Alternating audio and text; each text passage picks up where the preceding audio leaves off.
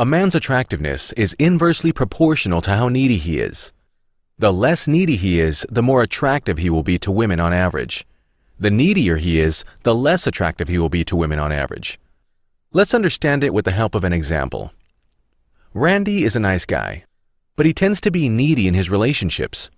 Whenever he dates a woman, he will rearrange his entire schedule at her whim.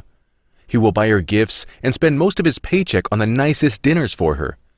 He'll forego plans with his guy friends, and if the woman he dates gets angry, he'll sit patiently and listen to her vent all of her frustrations to him, agreeing with her constantly in a futile desperation that she may feel better.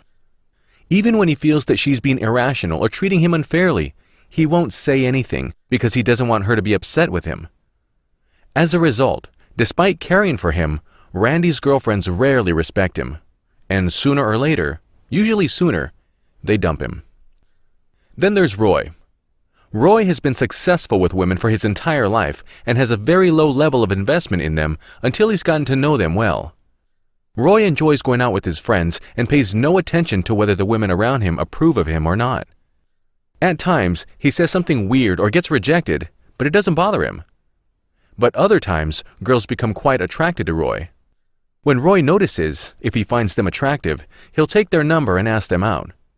When he takes them out, he takes them to the park down the street from his flat. He then sits there and chats with them for a while, and if he doesn't like them, he'll excuse himself and leave. If he does like them, he might take them to get ice cream or check out a show with him.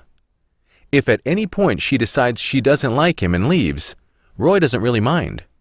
He figures that he wouldn't have been happy with her anyway, so why change himself to please her?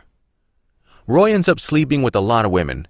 His phone is constantly ringing with texts from them, but he only answers them when he has time or feels like it. He only makes time for the ones he genuinely enjoys spending time with. Women are attracted to a man they can respect, to a man they can trust. If you're constantly looking for approval for what to say and how to feel, how could anyone respect or trust you? To become non-needy, a man must develop self-respect, a healthy sense of boundaries, social competence, and healthy life habits.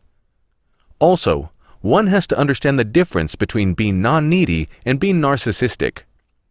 Narcissistic men overcompensate and decide to only pursue getting their own needs met, while non-needy men look for that intersection where they can get both their own needs and their partner's needs met. The only permanent way to attract and date more women and more attractive women is to become more attractive yourself. And the way a man becomes more attractive himself is by investing in himself. Although the process is long-term, but it's a worthwhile journey.